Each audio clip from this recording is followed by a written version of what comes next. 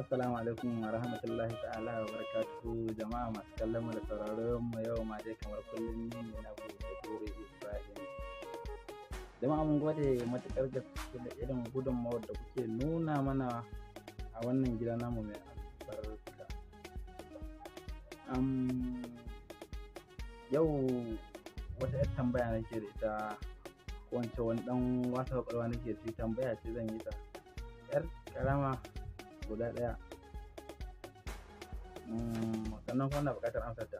Don Allah duk wanda ya san amsar ta, don Allah ya ajiye mana ita a comment kuma zan yi reply bi iznillahi rabbi. Kafin nan zan ba ku wani labari kaɗan da na samu.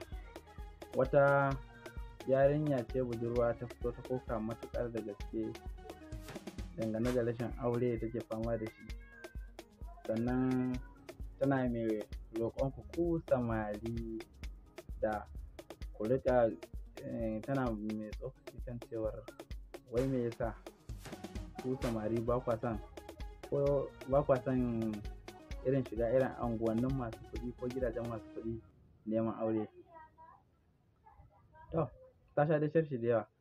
Wani ya ce tsoron wulaƙanci, wani ya ce tunanin abin da zai je a gaya masa, ko yana tunanin cewa bai da moto ko bai da wani aiki na abin a zo a gani wanda zai iya zuwa ya je tunkare ta ya nuna cewa yana son ta. To, kai a ganinka me ya hana ka, ko kuma me yake hana ka zuwa unguwannin irin su GRA da sauransu, duk wasu manya-manyan unguwannin da masu kuɗi suke domin zuwa neman aure a wannan wuraren? Ni ma da na samu labarin dan na so iya tambayar da na ce zan yi kawai zan yi, but amma sai na ga to me zai hana sannan ba da wannan labarin before. Ta yi watakila kai kana son, kai ko ku kuna son ko ka daɗe da irin wannan buri na cewar ka zuwa irin wannan wuraren fira ko zuwa neman aure, amma kana tsoron kar ka je a yi maka wulaƙanci ko a hana ka. But amma da yawa daga cikinmu abin da ke hana su kenan gaskiya, tsoron wulaƙanci, ko ba ni da shi, ba ni da moto, ba ni da kaza, ba ni da kaza, ba ni da kaza, ba ni da kaza. Shi yake hana mutane da yawa irin zuwa unguwanni ko gidajen masu kuɗi neman aure. Kuma mun manta da wani abu, saboda su kansu masu kuɗin da dama akwai wayanda su ba wannan ne a gabansu ba. Ko mun rashin kuɗinka ko mun talaucinka, idan ka zo neman aure su za su tarbe ka hannu biyu, yi maka tarba mai kyau ba tare da ka fuskanci irin wannan wulaƙanci ko kuma tsangwama da kake tunani ba. Amma ni a nawa ra'ayin, ban san kai me naka ra'ayin ba, ko kuma ban san ku me naku ra'ayin ba. Ni a nawa ra'ayin, ni Kabir, me zai hana tunda ka san baka da shi ka ziyarci gidan Malam Shehu ko gidan Malam Audu ko gidan gasu nan dai barkatai, kawai ka je neman aure. Domin sau da dama shi kansa irin wannan yawace-yawacen ka je inda Allah bai kai ka ba, ta yi watakila za a iya auren da ƙarshe a zo auren da aka je aka iyo a zo a yi ta samun matsaloli da dama, ƙarshe alwalai, limamai da shauransu a yi ta ba su wahala wajen neman duk yadda za su yi su ga sun sulhunta ku ko sun sasanta ku, wanda kuma kai ne ka ja ma kanka. A ni nawa shawaran,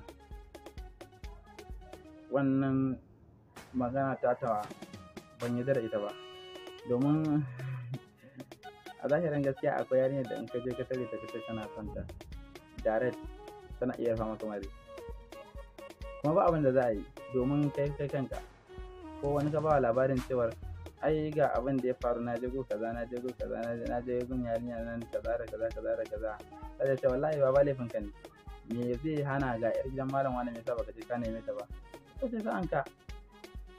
Amma kwaɗayi tunanin ubanta yana da kuɗi ko me suke da shi, ko ya danganta dai da kalan abin da kake ka hango kai kana so, ko kuma yanayin kyanta. Dan akwai abin da mu kanmu muka riga muka manta da shi, cewar ita kanta wacce take daidai da kai ko kuma class ɗin naka da kai kake ganin kamar ka fi ƙarfinta ko kuma a'a ba san auren ka bace, ita ma idan ka auro ta ka kula da ita ka yi mata abin da ya dace yadda waccar ɗin da kake ganin cewar tana da kyau, ita ma wannan tana da kyau, ba abin da waccar ɗin ta fi ta. Sai dai wannan kwalliya da yanayin shiga da menene da kaza da wacce rage fitina duk ba abin da su kansu 'ya'yan talakawan ba su iya ba. To a shawarce gaskiya abokaina idan za mu nemi aure mu tsaya gida na mutunci ko gidan da muke ganin cewar lallai ya dace da neman aurenmu. Don sau da dama akwai abin da muke mantawa da shi, tarbiyya ta uwa.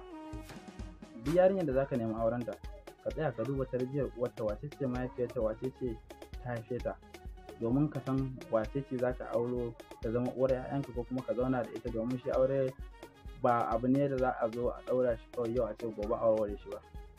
Kamar yadda yanzu yake da yawa daga cikin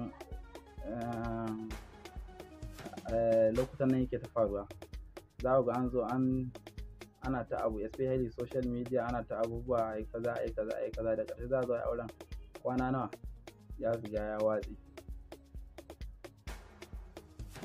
To a zahirin gaskiya ni dai shawara ta a shawarce jama'a a yi bincike, sannan mu tsaya kan sunna ta ma'aiki sallallahu alaihi wasallam da duk abubuwan da ya nuna mana yayin neman aure, da kafin a fara su har zuwa farawa har zuwa ɗaura shi.